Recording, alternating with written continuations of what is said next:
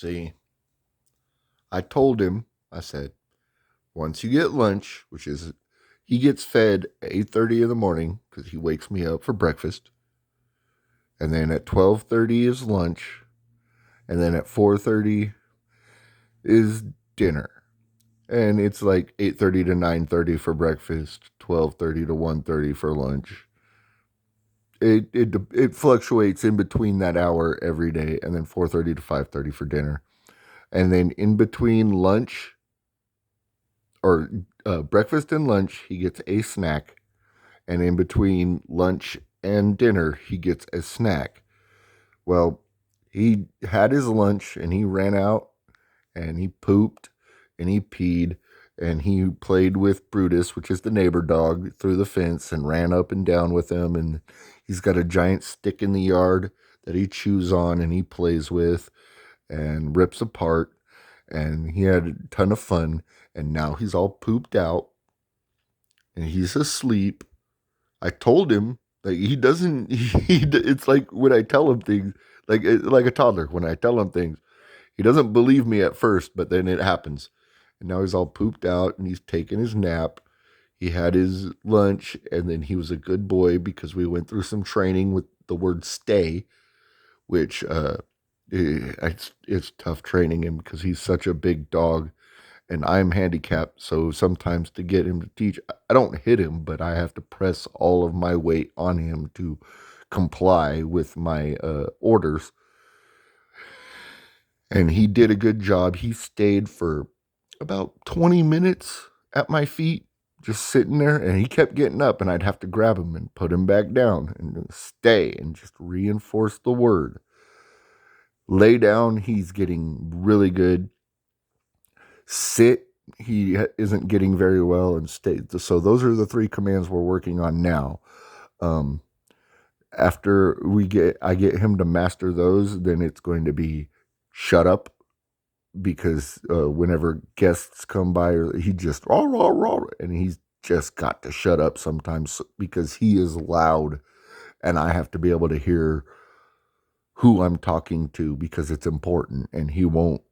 So we're going to get through the first three commands. Once the snow and the freezing goes away, and I get a chance to relax and take a shower because I haven't had a shower in like a week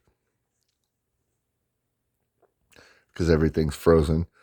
And it's going to be frozen for another week, week and a half, maybe even 2 weeks before it fucking starts to thaw, and I can actually do laundry and because all my pipes are shut. Like, yeah, my kitchen sink has running water, but I had to unplug my sump pump because the kitchen sink runs into the sump pump, and everything's so frozen that it'll just blow out the pipes when if the pump turns on. It won't have anywhere to send the water, so it'll just keep running until it just blows out the pipe. So I had to unplug that. So I can't run the water in my kitchen sink unless I've got something catching the water. Otherwise, I'm going to flood my basement. So yeah, it's going to be a tough couple of weeks until everything starts to thaw. But yeah, because my toilet, the water going to my toilet is frozen. The shower frozen, the bathroom sink frozen. It's really tough right now. So, and it's -5 degrees, and I don't have like. I thought I had a snowsuit. I was like, because I thought I bought like an extra large snowsuit. I put it on. It's like extra small. Like I couldn't even get it on. I tried putting it on so I could go outside just to do something under the house, and it literally cut off the blood to my ankles, to my genital region. Like I couldn't even zip it up all the way. I ordered an extra large. Like I don't know where it came from, but extra large in whatever country it was is extra small in America. It was like made for like a child, like somebody that's like 5'6", not somebody that's 6'2". Did not fucking help me at all. It did not fit like at all. So And it cost me $150. And now I'm just going to have to hold on to it until hopefully I get a girlfriend and I could just be like, this is now your snowsuit, because I don't know any men that are that small. So I threw that in my basement, and I have to wait until I have enough money to be able to buy a new snowsuit, hopefully before next year, that actually fucking fits me. Because that thing, I thought it was big because it was all fluffy and big and shit when it came in the packaging, and I had no reason to open it because I ordered it in the summer. And yeah, it was crap. But he's pooped out. I love him to death. He's all pooped out. He's going to sleep for about an hour. And then he's going to wake up and be like, I want to jump in bed with you, Dad. And I'm going to be like, yeah, it ain't bedtime. And I don't want him to get used to that because I, I, I might have a girlfriend. I don't know. I've been talking to a woman for 4 months.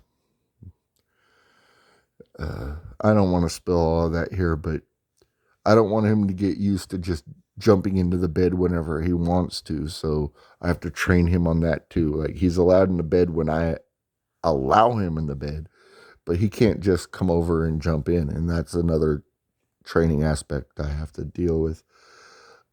Because especially since it's cold, I allow him in the bed because his body heat and my body heat, we both keep each other warm.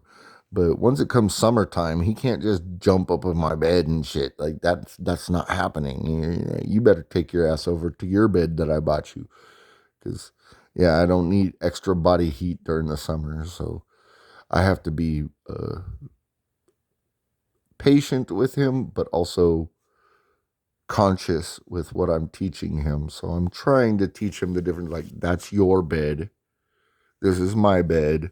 There is a difference. I make the rules, not you.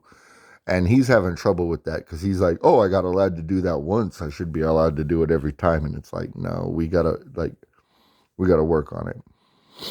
And like I said, I don't hit him or anything because that's cruel. But sometimes I have to like push him, grab him by his collar, direct him, and physically force him into the situation, and then teach him the word for that while I'm doing it. Like, sit. I have to hold his collar because he tries to run away, and push down on his butt and say, sit, sit. And then once he sits, I say, good boy, because I'm not going to give him a treat every time he does something I ask, because then he's going to just expect it. But he gets a treat in between, for being a good boy. If he's a bad boy, he don't get a treat. If he's just being a dick all day, I ain't giving him a treat. But he's taking his nap, and he's resting, and he's doing good.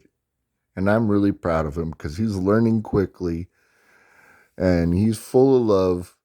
And sometimes he doesn't understand what I'm doing, but he'll figure it out in the long run. I guess that's the extent of what I wanted to share today.